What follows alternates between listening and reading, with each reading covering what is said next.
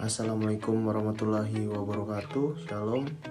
Baik, pada kesempatan kali ini kami akan mempresentasikan hasil laporan kami yang kami susun ketika kunjungan industri untuk tugas mata kuliah Perencanaan dan Pengendalian Produksi atau PPC dari PT Mandiri Jogja Internasional atau MJOINT, Kelodangan Berbah Sleman Yogyakarta.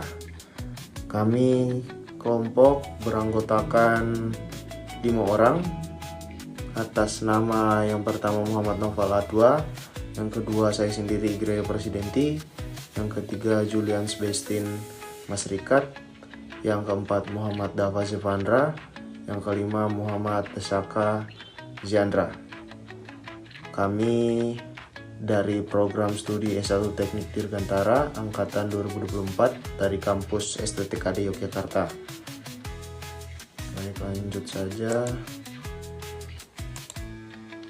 Untuk profil perusahaan, jadi PT Mandiri Jogja Internasional ini bergerak di bidang produksi, kerajinan dan fashion kulit asli.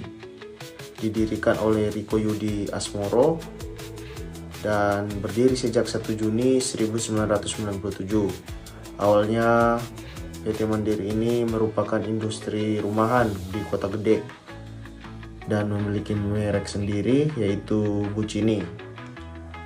Nah, produk ini juga telah dipasarkan ke dalam negeri dan diekspor ke luar negeri.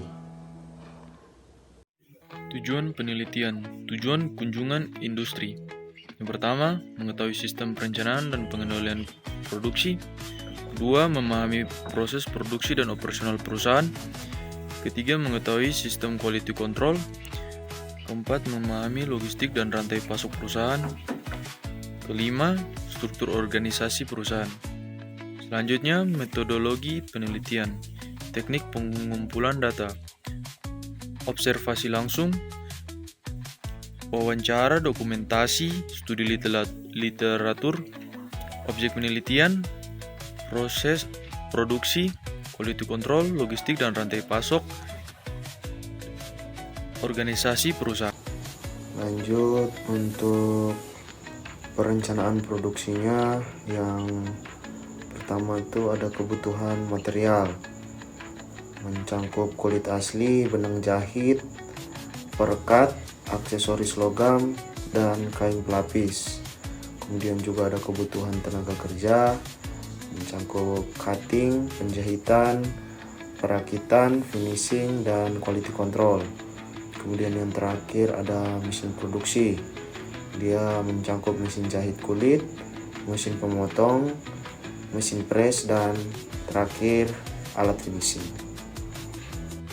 Selanjutnya ada alur proses produksi. Tahapan produksi produk kulit. Yang pertama ada pemilihan bahan baku, kedua pembuatan pola, ketiga pemotongan bahan, keempat penjahitan dan perakitan, kelima finishing, keenam pemeriksaan kualitas, yang terakhir yaitu pengemasan produk. Untuk lanjut lagi ke organisasi perusahaan.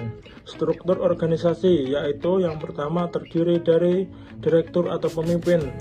Terus ada bagian produksi, quality control, pemasaran, dan gudang. Yang terakhir adalah administrasi. Lanjut ke kapasitas dan perencanaan produksi. Di sini kapasitas produksi dipengaruhi oleh yang pertama yaitu jumlah tenaga kerja, kedua mesin produksi, ketiga ketersediaan bahan baku. Nah, untuk hasil produksi yaitu mampu menghasilkan ribuan produk kulit setiap bulan untuk pasar lokal dan ekspor. Perencanaan produksi dilakukan berdasarkan yang pertama pesanan pelanggan, target penjualan, dan perusahaan. Selanjutnya ada quality control. Quality control dilakukan mulai dari pemeriksaan bahan baku, pengawasan proses produksi, pemeriksaan hasil jahitan, pemeriksaan akhir produk, pemisahan produk cacat,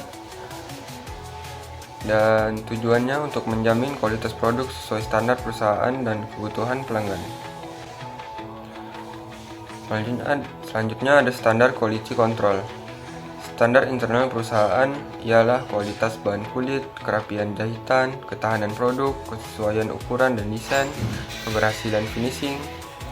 Dan untuk standar eksternal customer ialah kualitas produk, desain produk, dan ketepatan waktu pengiriman. Untuk pada slide ini saya akan menjelaskan logistik dan rantai pasok. Supply chain management atau perencanaan material.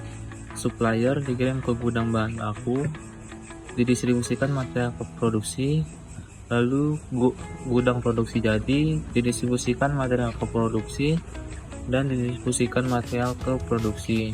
Tujuannya menjamin kelancaran produksi dan pengiriman produksi. Untuk kesimpulan dan sarannya, kesimpulannya PT Mandiri Jogja Internasional telah menerapkan sistem perencanaan dan pengendalian produksi dengan baik.